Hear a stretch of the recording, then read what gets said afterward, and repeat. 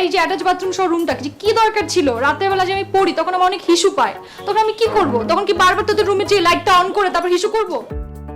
বাংলাদেশের বিনোদন জগতে বিতর্কের অভাব নেই, তবে এবারের বিতর্ক বেশ স্পষ্ট। শিল্পীরা কাজ করতে গেলেই কেন বাধার সম্মুখীন হয়? ছোট পর্দার জনপ্রিয় অভিনেত্রী রুকায়া জাহান চমক সম্প্রতি ফেসবুকে এমনটাই প্রশ্ন তুলেছেন। চমকের ভাষায়, সবকিছুই তো চলতেছে দেশে, তাহলে শুধু শিল্পীরা কাজ করতে গেলেই তাদের প্রবলেম হচ্ছে কেন?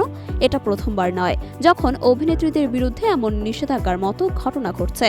পরিমণি, অপু বিশ্বাস এবং মেহজাবিন। সাম্প্রতিক সময়ে তারকারা বিভিন্ন শোরুম উদ্বোধন ও অনুষ্ঠানে গিয়ে বাধার সম্মুখীন হয়েছেন। তবে কেন? রাজনৈতিক প্রভাব নাকি শিল্পীদের দমন করার চেষ্টা? চমকের এই প্রতিবাদ এখন সোশ্যাল মিডিয়ায় আলোচনার কেন্দ্রবিন্দু। রুকায়া জাহান চমক, যিনি 2017 সালের মিস ওয়ার্ল্ড বাংলাদেশ প্রতিযোগিতায় দ্বিতীয় রানার আপ হয়েছিল।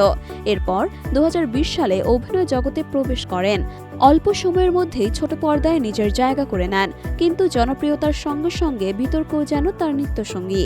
সম্প্রতি চমক একটি ফেসবুক স্ট্যাটাসে শিল্পীদের বিরুদ্ধে চলমান বৈষম্যের বিষয়ে সরব হন। তিনি বলেন, এই শিল্পীদের মধ্যেই কয়েকজন যারা জীবনের ভয় না করে কয়েকদিন আগে রাজপথে নেমেছিল দেশ আর দেশের মানুষকে ভালোবেসে, অথচ তাদেরকে আমরা নিমিষেই ভুলে যাই।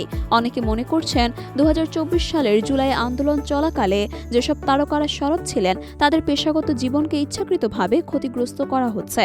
চমকের কথায়, এই দেশ আমাদের সবার, সব পেশার মানুষের সমান অধিকার আছে, তাহলে শুধু শিল্পীদের দমিয়ে রাখার চেষ্টা কেন? এই প্রসঙ্গে বিনোদন জগতের অতীত পর্যালোচনা করলে দেখা যায় এমন ঘটনা নতুন কিছু নয়। একসময় পরিমণির ব্যক্তিগত জীবনের বিতর্ক তাকে কাজ থেকে দূরে সরিয়ে দিয়েছিল। অপু বিশ্বাসও শাকিব খানের সঙ্গে বিচ্ছেদের পর শোবিজে এক প্রকার নিষিদ্ধই হয়ে গিয়েছিলেন। এভাবেই রাজনীতি, ব্যক্তিগত জীবন কিংবা বিতর্কের কারণে অনেক শিল্পী ক্যারিয়ারে বাধার সম্মুখীন হয়েছেন। চমকের বক্তব্য কি শুধুই আবেগ, নাকি এটার পেছনে বাস্তব কারণ আছে? যদি সত্যিই শিল্পীদের বিরুদ্ধে এমন বৈষম্যমূলক আচরণ চলে, তাহলে ভবিষ্যতে বিনোদন জগতের কি হবে? বিনোদন জগতে এর প্রভাব কতদূর গড়ায়, সেটাই এখন দেখার পালা।